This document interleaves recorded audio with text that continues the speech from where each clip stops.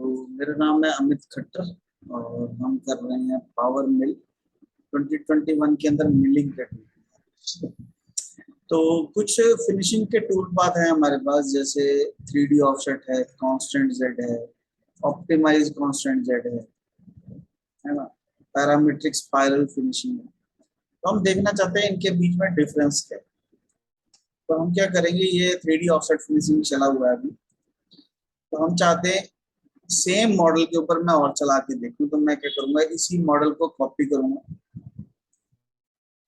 और मॉडल के ऊपर जाके paste as a new model. तो यहाँ पे दो मॉडल, अब इस मॉडल को एक्चुअली यहाँ पे दो दो हैं एक ही जगह। तो हम इसको राइट क्लिक करेंगे और एडिट करके ट्रांसफॉर्म कर देंगे 120 एक्स में। एक्स की डायरेक्शन देख लो किधर, एक्स में करेंगे तो ये 120 एक्स में ट्रांसफर। ठीक है, तो हम इसको सीधा ही भी कर सकते हैं, इसको एक्सेप्ट कर दो। तो अब हमारे पास दो मॉडल, मेरे को एक और चाहिए, तो राइट क्लिक करो, paste as a new model, और इसको भी हम राइट क्लिक करके ट्रांसफॉर्म कर सकते हैं। तो जरूरी नहीं है एक्स में ही करना, हम वाई में भी जा सकते हैं। जितनी वैल्यू भर देंगे उसके हिसाब से वहां पे आ जाएगा। ठीक है, टॉप व्यू कर देंगे तो टॉप व्यू में। तो सबसे पहले अगर मुझे इस मॉडल के ऊपर काम करना है तो उतने पोर्शन को सिलेक्ट कर लो। जितना पोर्शन हम सेलेक्ट करेंगे, जब हम ब्लॉक बनाएंगे तो उसी साइज का ब्लॉक बनेगा जो पोर्शन मैंने सेलेक्ट किया हो। अगर मैंने कुछ नहीं सेलेक्ट किया मान लो, तो फिर कैलकुलेट दबाया तो सारे के बराबर बन गए। ठीक है, पर अगर मैंने किसी पर्टिकुलर को सिलेक्ट करके ब्लॉक बनाया,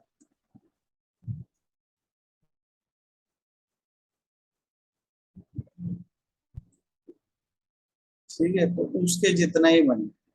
तो पावर मिल की खासियत मैंने बताई थी कि पावर मिल में उतना ही प्रोग्राम बनता है जिसके अंदर ब्लॉक हो, जितना ब्लॉक।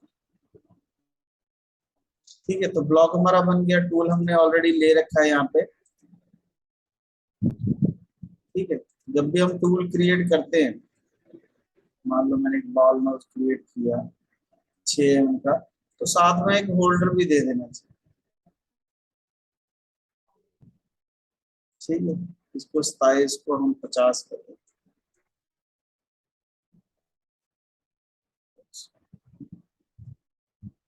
ठीक है, टूल भी आ गया, होल्डर भी आ गया। अब हमारे को टूल पाथ चलाना है सबसे पहले 3D ऑफसेट फिनिशिंग। नाम से ही पता लग रहा है कि 3D ऑफसेट और फिनिशिंग तीन चीजें हैं, यानी कि हमारे को 3D में ऑफसेट करते हुए फिनिशिंग कर। ठीक है, ब्लॉक हमने ऑलरेडी दे रखा है, टूल हमने ऑलरेडी दे रखा है। एक बार कैलकुलेट करेंगे तो ये क्या करेगा, ये जितना हमारा पोर्शन है, जितना हमारा ब्लॉक का एरिया है, उसके हिसाब से ऑफसेट करता हुआ टूल पाथ जो है वो क्रिएट कर।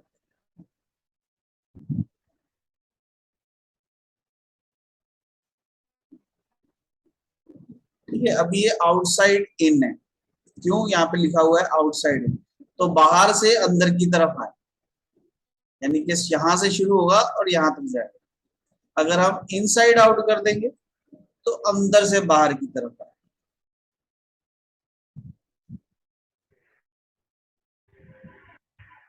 ये प्रीव्यू दिखा रहा है, जब हम सिमुलेट करेंगे ना तो वो हमारे को स्टार्टिंग यहाँ से दिखा रहा है।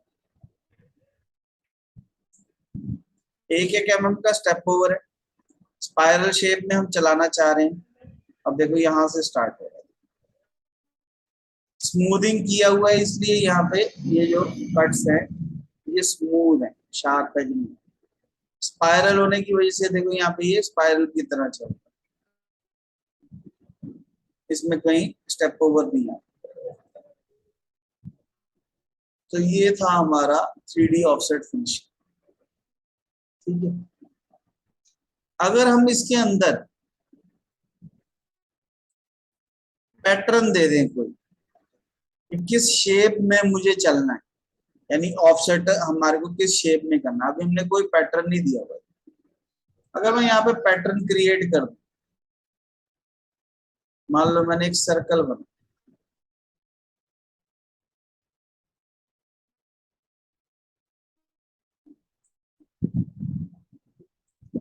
ठीक है,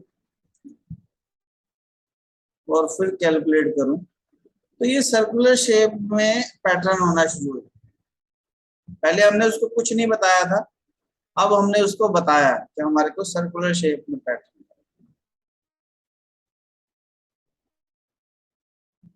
तो ये देखो, अब ये सर्कुलर शेप में पैटर्न है। तो सर्कुलर शेप में पैटर्न होने की वजह से ये थोड़ा सा लिफ्ट भी हो रहा है। अगर इसको टॉप व्यू में देखेंगे तो ये सर्कुलर शेप में पैटर्न है। जहां पे हमने पैटर्न बना दिया वहां से स्टार्ट हो।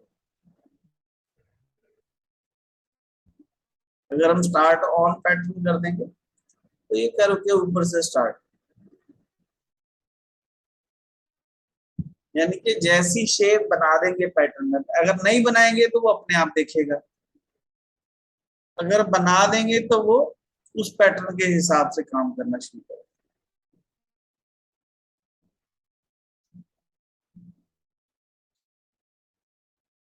ठीक है, मैं पैटर्न चेंज कर देता हूँ। यहाँ पे कोई और शेप बना लेते हैं।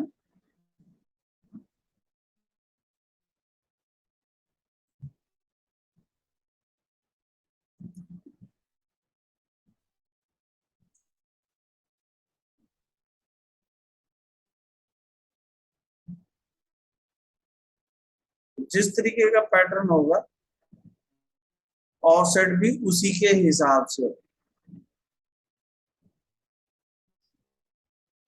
देख रहे, पहले रेक्टेंगल था तो रेक्टेंगुलर शेप में चल रहा था, फिर हमने सर्कल बनाया तो सर्कुलर शेप में, अब हमने कुछ भी रैंडमली शेप बना दी तो उसके हिसाब से ऑफसेट होगा। वैसे तो अगर हम ना ही दें तो ज्यादा अच्छा। तो ये था हमारा टूलबार 3D ऑफसेट फिनिशिंग। अभी हम इस पोर्शन पे चलाते हैं। पहले तो ब्लॉक क्रिएट करना पड़ेगा। अगर हमारे को एक और टूल पाथ चलाना है, constant Z. Constant Z already देख चुके हैं तो इसमें हम ज्यादा टाइम नहीं लगाते। कांस्टेंट जेड में जेड की जो वैल्यू है वो सेम रहती है, पर इसमें प्रॉब्लम क्या होती है, ये फ्लैट एरिया पे नहीं चलता।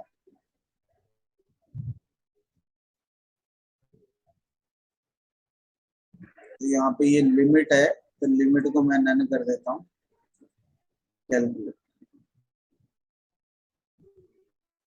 तो ये जो है ये फ्लैट एरिया पे नहीं चलता, देखो ये सिर्फ वॉल वॉल पे चलता है।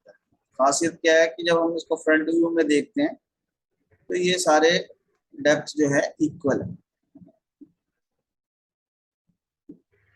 तो यानी कि जब मेरे को वॉल फिनिशिंग करनी होगी तब ये मेरे को बड़ा अच्छा यूज कर पाऊंगा मैं इसको।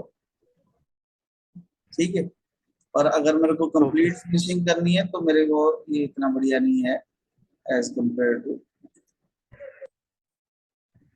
ठीक है, हम एक और मॉडल कर लेते हैं, पेस्ट, और इसको ट्रांसफॉर्म भी कर लेते हैं।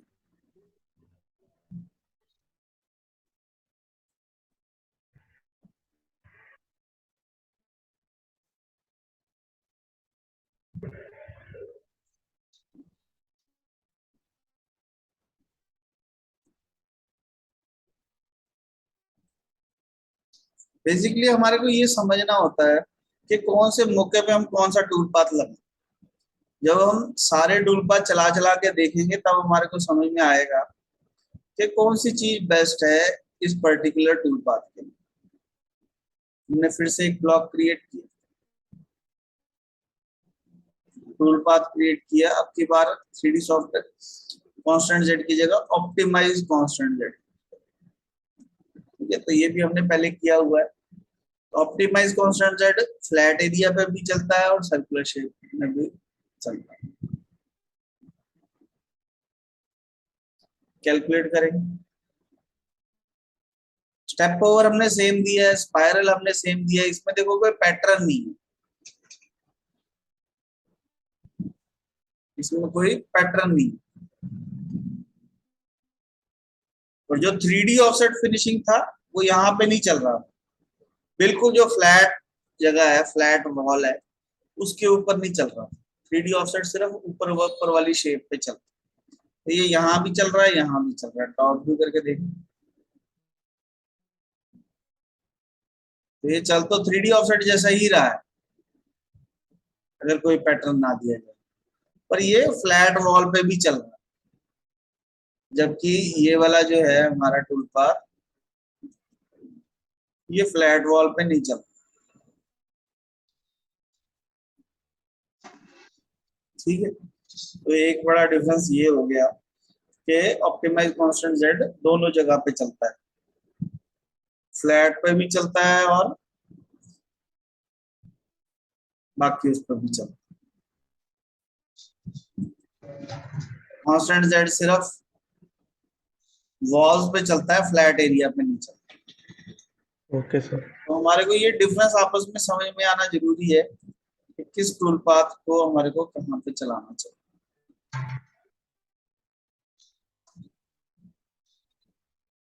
ठीक है, एक और पेस्ट कर लेते हैं।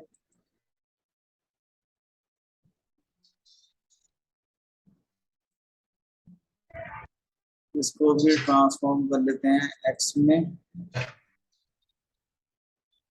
और वाई में। ठीक है, टॉप व्यू करो, ऑब्जेक्ट सेलेक्ट करो, ब्लॉक क्रिएट करो। ब्लॉक हमेशा क्रिएट करना पड़ेगा उस पर्टिकुलर के लिए। टूल पाथ है अब हमारे पास पैरामीट्रिकल स्पाइरल फिनिशिंग। जैसे 3D ऑफसेट था वैसे ही ये पैरामीट्रिक स्पाइरल फिनिशिंग भी है। जैसे इसमें पैटर्न पूछ रहा था, इसमें भी पैटर्न पूछता है हमारे से कि किस शेप में हमारे को चलना है। तो हम एक पैटर्न क्रिएट कर लेते हैं। इसके लिए कॉम्पोजिट कर्व भी बना लेता हूँ।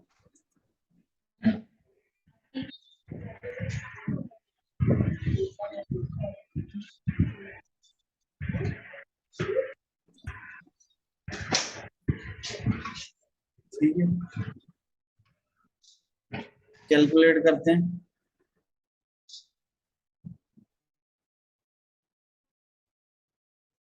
टूल हमारा सेम है, स्टेप ओवर हमारा सेम है। इसमें देखो वो स्पाइरल वगैरह वो सारी ऑप्शंस नहीं है, ये सिर्फ पैटर्न के हिसाब से चल रहा है। ठीक है, अच्छा चला ये, कोई दिक्कत नहीं है।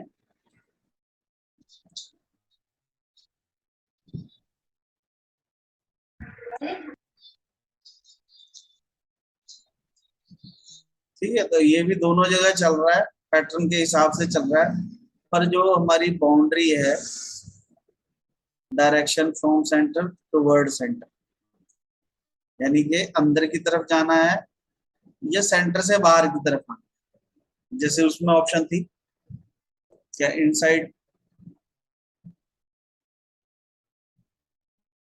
चलना है या आउटसाइड चलना है, तो वही सेम ऑप्शन।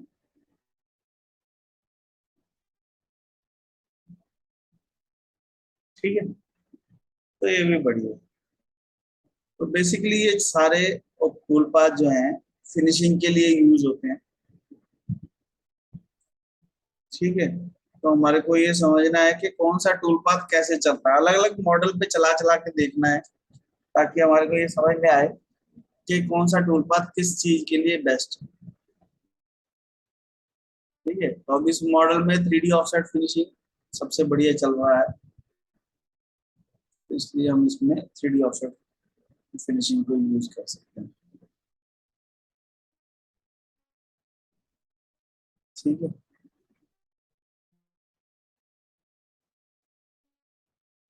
मेरे ख्याल से समझ में आ गया होगा कि हम डिफरेंट डिफरेंट टूल पाथ किसी एक मॉडल के ऊपर कैसे यूज कर सकते हैं, मॉडल की कॉपी कैसे बना सकते हैं, उसको मूव कैसे कर सकते हैं। ठीक है, तो स्टेप बाय स्टेप देखना है, जैसे जैसे हमने यहाँ पे किया वैसे वैसे अपने कंप्यूटर पे करके देखो, चाहे ये मॉडल है चाहे कोई और मॉडल है, उस सब पे कर सकते देख सकते हैं। अगर आपको मॉडल चाहिए प्रैक्टिस करने के लिए तो डिस्क्रिप्शन में मेरा नंबर है, लिंक है, चैनल को ज्वाइन करके आप मॉडल ले सकते हैं। ठीक है, कोई दिक्कत है कमेंट बॉक्स में लिखो, वीडियो पसंद है तो लाइक करो, चैनल सब्सक्राइब कर लो, बेल आइकन दबा दो, सबके साथ वीडियो शेयर करो।